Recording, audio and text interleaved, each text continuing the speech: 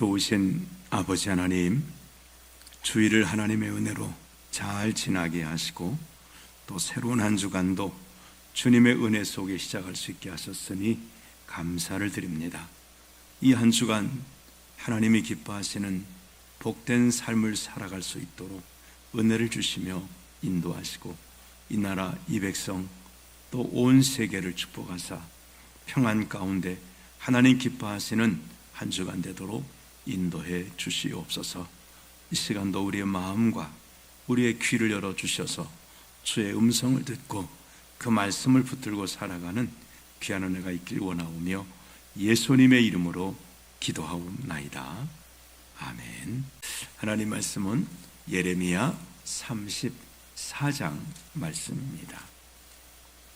바벨론의 느부갓네살 왕과 그의 모든 군대와 그의 통치하에 있는 땅의 모든 나라와 모든 백성이 예루살렘과 그 모든 성읍을 칠 때에 말씀이 여호와께로부터 예레미야에게 임하여 이르시되 이스라엘의 하나님 여호와께서 이와 같이 말씀하시니라. 너는 가서 유다의 시드기야 왕에게 아뢰어 이르기를 여호와의 말씀에 보라, 내가 이 성을 바벨론 왕의 손에 넘기리니 그가 이 성을 불사를 것이요 내가 그의 손에서 벗어나지 못하고 반드시 사로잡혀 그의 손에 넘겨져서 내 눈은 바벨론 왕의 눈을 볼 것이며 그의 입은 내 입을 마주 대하여 말할 것이요 너는 바벨론으로 가리라. 그러나 유다의 시드기야 왕이요 여호와의 말씀을 들으라. 여호와께서 내게 대하여 이와 같이 말씀하시니라. 내가 칼에 죽지 아니하고 평안히 죽을 것이며 사람이 너보다 먼저 있은 내 조상들 곧 선왕들에게 분향하던 것 같이 내게 분향하며 너를 위하여 애통하기를 슬프다 주여 하리니 이는 내가 말하였음이라.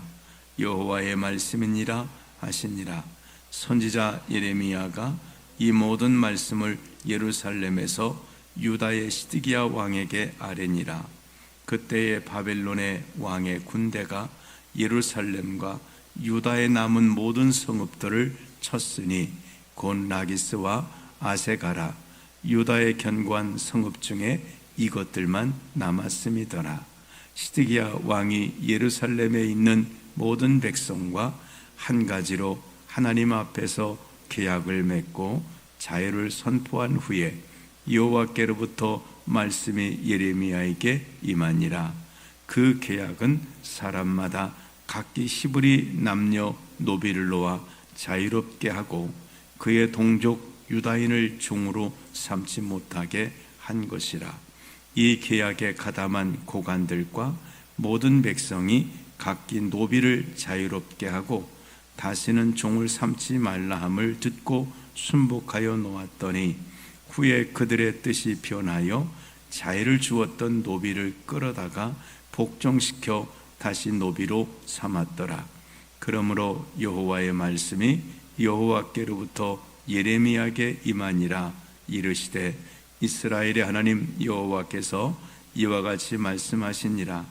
내가 너희 선조를 애굽 땅 종의 집에서 인도하여 낼 때에 그들과 언약을 맺으며 이르기를 너희 형제 시브리 사람이 내게 팔려왔거든 너희는 7년 되는 해에 그를 놓아줄 것이니라.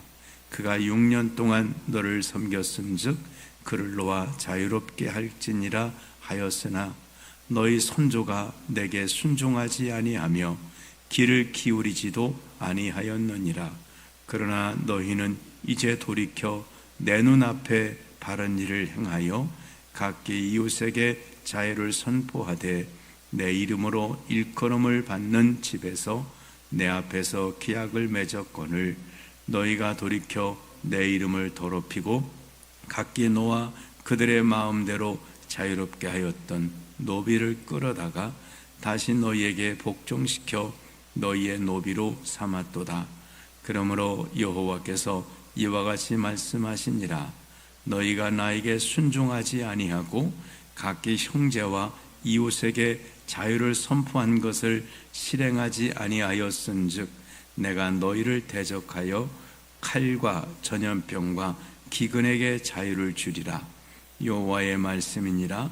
내가 너희를 세계 여러 나라 가운데에 흩어지게 할 것이며 송아지를 둘로 쪼개고 그 두 조각 사이로 지나매 내 앞에 언약을 맺었으나 그 말을 실행하지 아니하여 내 계약을 어긴 그들을 그 송아지 두 조각 사이로 지난 유다 고관들과 예루살렘 고관들과 내시들과 제사장들과 이 땅 모든 백성을 내가 그들의 원수의 손과 그들의 생명을 찾는 자의 손에 넘기리니 그들의 시체가 공중의 새와 땅의 짐승의 먹이가 될 것이며 또 내가 유다의 시드기야 왕과 그의 고관들을 그의 원수의 손과 그의 생명을 찾는 자의 손과 너희에게서 떠나간 바벨론 왕의 군대의 손에 넘기리라.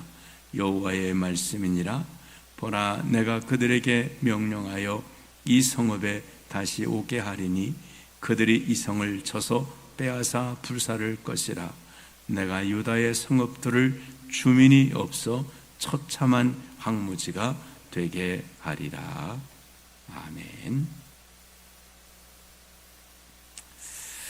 예, 아주 긴 말씀인데 내용을 다 읽어야 이해하실 내용이기 때문에 함께 읽었습니다. 바벨론 느부갓네살 왕이 이제 예루살렘을 치고 있는, 그래서 예루살렘이나 또 예루살렘에 지금 큰 성 몇 군데만 남았다고 여기 소개되고 있는데 거의 이제 예루살렘이 함락되기 그야말로 일보 직전에 있는 그런 어려운 상황이었습니다. 근데 하나님께서 이제 예레미야에게 말씀하세요. 시드기야 왕에 대해서 말씀하시기를 이 성은 반드시 바벨론 왕의 손에 넘겨진다. 그리고 시드기야 왕은 바벨론 왕에게 반드시 붙잡히게 된다. 그러나 시드기야 왕이 칼에 죽지 않고 바벨론의 포로로 붙들려 가서 평안히 죽는다. 그리고 많은 사람들이 이 시드기야 왕의 죽음에 대해서 슬퍼하게 된다라고 말씀을 하셨습니다. 시드기야 왕은 그렇게 악한 왕은 아니었던 것 같습니다. 그러자 이제 이 시드기야 왕이 그 고관들과 백성들을 불러다가 이런 것을 이제 하나님 앞에서 합니다. 뭐냐면 그 종으로 팔려왔던 히브리 사람들, 그러니까 이제 살다 보면 어려워지잖아요. 어떤 상황이 있어서. 그래서 빚을 지게 되고, 그러면 그 빚을 갚지 못하면 그 당시는 종으로 팔려가는데 그런 사람들이 많이 있는 거예요. 더군다나 이때는 어땠을까요? 이 바벨론 지금 예루살렘을 포위하고 오래도록 있었잖아요. 그러니까 가난한 사람들은 돈 떨어지고 어떻게 빌려 쓰고, 그다음 못하니까 노예로 이제 종으로 팔려가서 이제 또 그에게서 일을 해야 되는 상황입니다. 하나님께서는 이제 이 부분에 대해서 애굽에서 나올 때에 말씀하시기를 다른 사람들은 종으로 그렇게 평생 삼을지라도 너희 형제들은 그렇게 해서는 안 된다. 6년 동안만 일을 하게 하고 7년째 되면은 자유를 주라고 그렇게 이 탕감하는 법을 하나님께서 율법을 말씀하셨어요. 그런데 이걸 안 지키는 거예요. 하나님 말씀하셨음에도 안 지키고 그냥 계속 노예로 붙들고, 그 다음에 아마 정산을 했는지 모르겠습니다만 어쨌든 오랫도록 그렇게 7년이 지나가도 여전히 노예로 붙들고 있는 겁니다. 그런데 이제 이 시드기야 왕이 그 고관들과 백성을 모아놓고, 우리 이 노예로 붙들었던 하나님께서 6년 했으면 7년째는 자유를 주라고 한 이 말씀을 좀 순종하자. 그래서 계약을 맺어요. 하나님 앞에서 그렇게 하겠다라고 순순히 따라서 이제 그 언약 하나님 앞에서 약속을 합니다. 그래서 송아지를 쪼개놓고 거기를 왔다 갔다, 이거는 이제 약속을 어기면 송아지가 쪼개진 것처럼 죽는다라고 하는 언약이거든요. 이제 그렇게 언약을 했습니다. 근데 얼마 있다가 이 약속했던 사람들이 돌변해서 자유를 주었던 사람들을 다시 붙들어다가 종으로 삼은 거예요.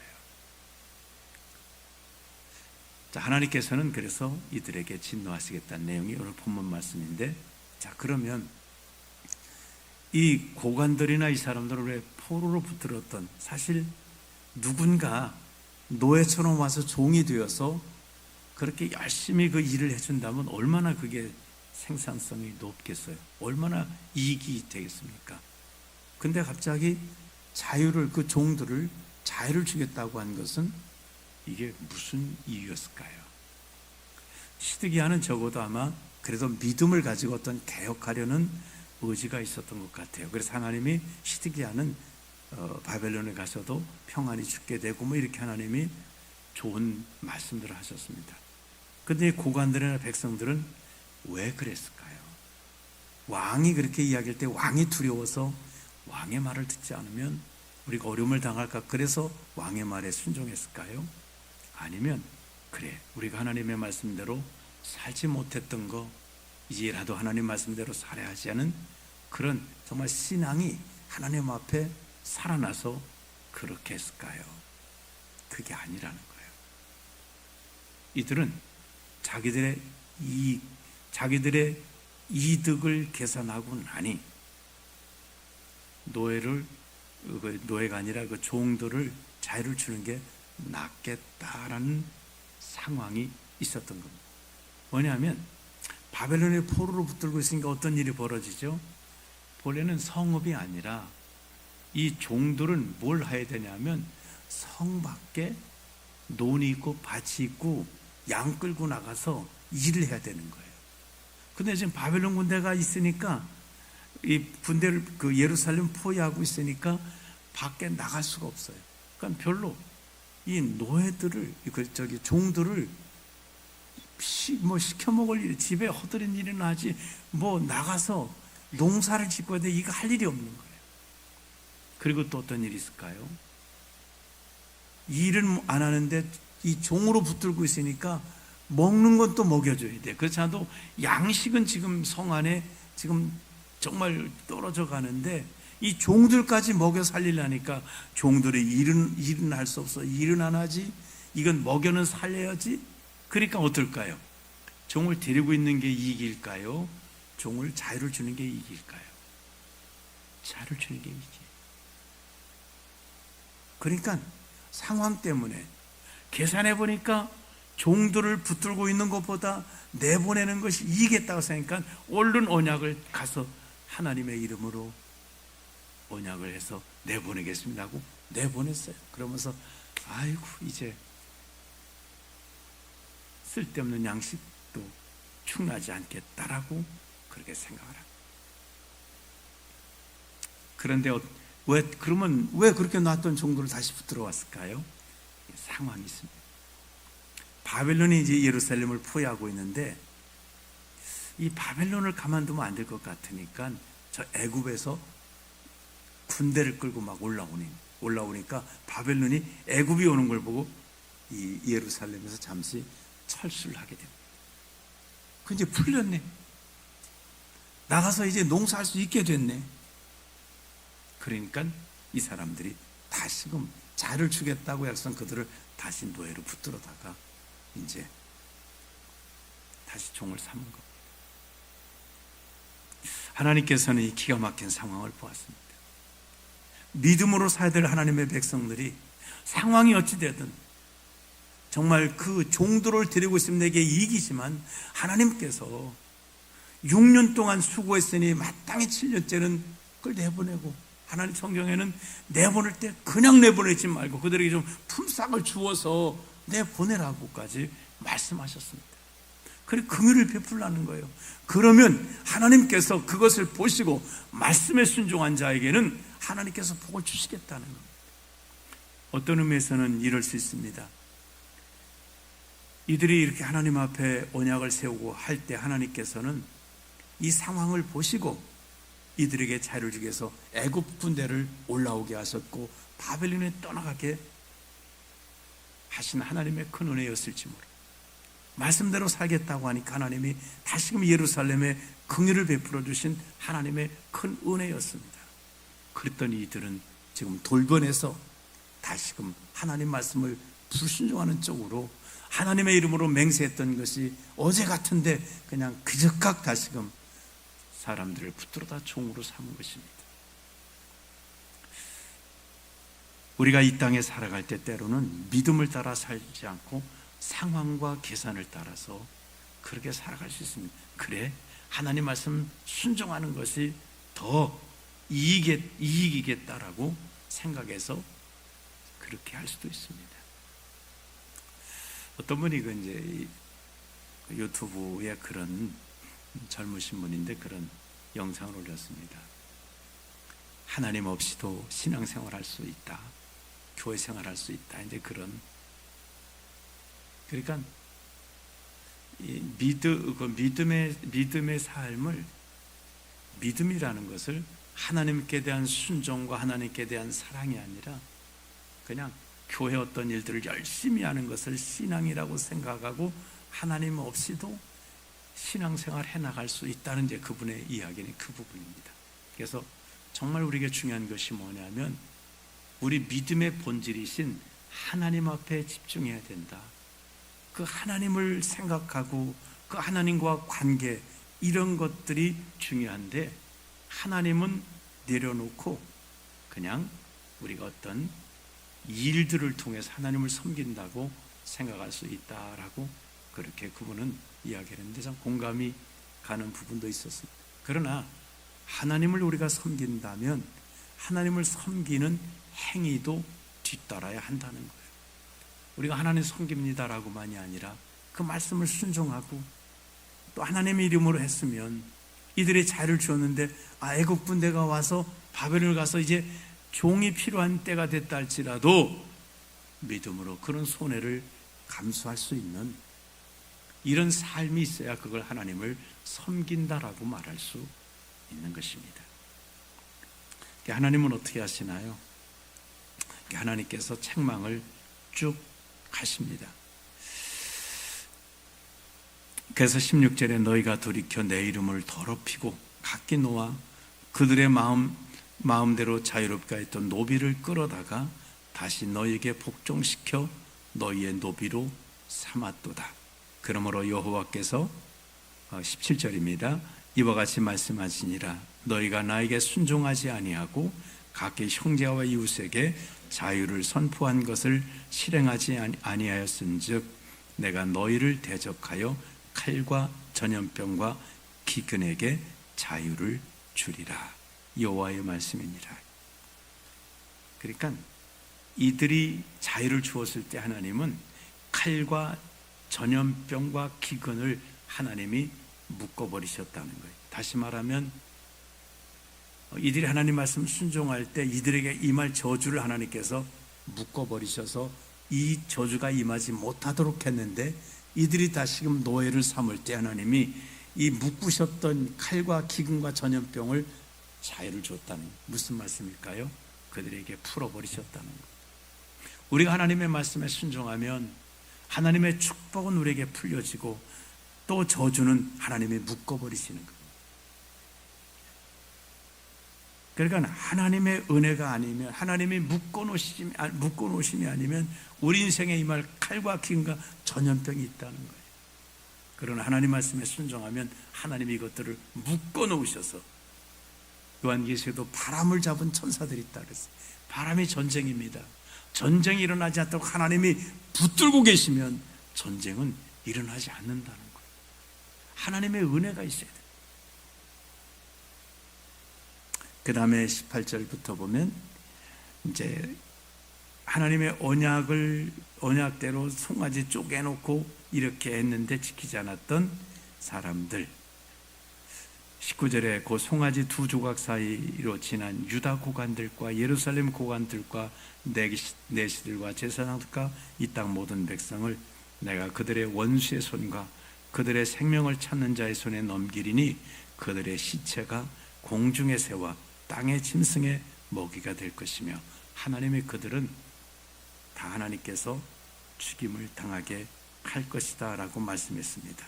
그리고 21절에 또 내가 유다의 시드기야 왕과 그의 고관들을 그의 원수의 손과 그의 생명을 찬 손과 너에게 떠난 바벨론 왕의 군대 손에 넘기리니, 아마 이들은 약속을 어기지는 않았던 사람과, 약속 어긴 사람은 그들은 공중의 새와 땅의 짐승의 먹이가 되게 하지만 이제 그래도 약속을 그래도 지켰던 분들이 있겠죠.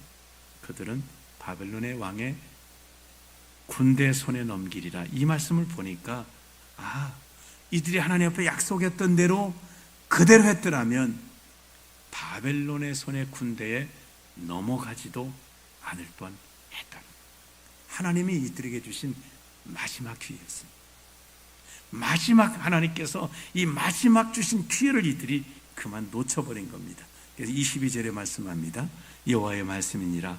보라, 내가 그들에게 명령하여 이 성읍에 다시 오게 하리니. 누구를 다시 오게 한다고요? 바벨론 왕의 군대를 이 성에 다시 오게 하리니. 그러니까 결국 애굽이 오고 물러났던 것이 이들이 하나님의 말씀대로 살려고 약속하고 종들을 풀어주는 순간에 하나님은 즉각적으로 큰 은혜를 베풀어 주셔서 바벨론의 군대를 물리셨던 겁니다. 근데 이들이 돌변해서 상황이 달라지니까 또 그들을 포로로 붙들려는 순간에 하나님도 상황을 바꿔버리십니다. 이들을 다시금 바벨론 군대에게 명령해서 다시 이 성읍에 오리니 그들이 이 성읍을 쳐서 빼앗아 불사를 것이라. 내가 유다의 성읍들을 주민이 없어 처참한 황무지가 되게 하리라 하고 있습니다. 하나님은 말씀했습니다. 순종하는 자에게는 생명과 축복이 있고 불순종하는 자에게는 사망과 저주가 있다고 신명기 28장에서 분명히 말씀을 해주고 있습니다. 오늘 우리가 이 말씀을 통해서 우리는 상황에 따라서 살아가는 삶 되지 말고 정말 하나님을 경외하는 믿음을 갖고 살아가면, 어떤 때는 하나님을 경외한다고 그렇게 했다가 정말 종들을 자유롭게 놓아줬다가 종들이 필요한 시점에 와서 이거 내가 손해보았구나. 그래도 하나님을 경외하는 믿음으로 나가면 하나님께서는 그것이 복이 되게 하신다는 것. 우리가 그래서 상황이 아닌 믿음으로 살아갈 수 있는, 하나님을 경외하는 믿음으로 살아감으로 우리가 하나님 주시는 정말 복된 삶을 살아가실 수 있기를 주님의 이름으로 축원합니다. 기도하겠습니다. 좋으신 하나님 아버지, 하나님은 언약대로 행하십니다. 정말 아들을 주신다고 하신 그 약속 그대로 이루어 주셔서 환영하지도 않는 사람들을 위해서 아들을 내어주시어 십자가에서 피 흘려 돌아가게 하시고 그로 인해서 약속대로 구원을 얻게 하시는 하나님이십니다. 하나님은 언약을 따라 신실하시지만 우리들은 하나님의 말씀과 하나님의 언약에 대해서 신실하기보다는 상황에 따라서 우리가 정말 돌변하기 쉬운 그런 자들입니다. 무엇이 이익이 되는지를 생각하고 정말 믿음으로 선택했다고 했다가도 그것이 우리에게 손해가 된다고 하면 금방 변질되는 연약한 저희 인생들인 것을 주님이 아시오니 긍휼히 여기시옵고 정말 성령님으로 말미암아 하나님을 경외하는 믿음을 저희들에게 주시어서 정말 하나님을 경외함에 있어서는 희생이 따르고 손해가 될지라도 그것을 가장 큰 가치로 여길 수 있도록 주님 도와주시기를 원하고 기도합니다. 그래서 신실한 믿음을 가지고 순종해서 하나님의 신실한 은혜를 누리며 살아가는 우리 모두가 되어지도록 은혜 주시기 원하오며 예수님의 이름으로 기도하옵나이다. 아멘.